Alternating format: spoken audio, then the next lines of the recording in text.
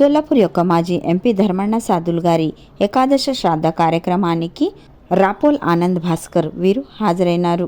ధర్మಣ್ణ గారి చిత్రపటానికి నివాళులు అర్పించి పవిత్రమైన ఆత్మకు శాంతి చేకూరాలని భగవంతుణ్ణి ప్రార్థించి కుటుంబ సభ్యులకు వారు ప్రగాఢ సహానుభూతి వ్యక్తం చేశారు.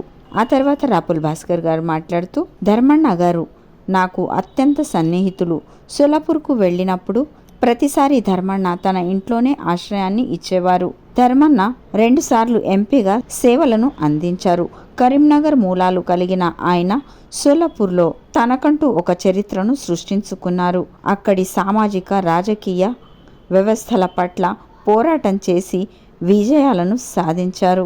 తెలంగాణ నుండి వలస వెళ్లిన చేనేత కార్మికులతో పాటు స్థానిక కార్మికులకు అండగా నిలిచారు.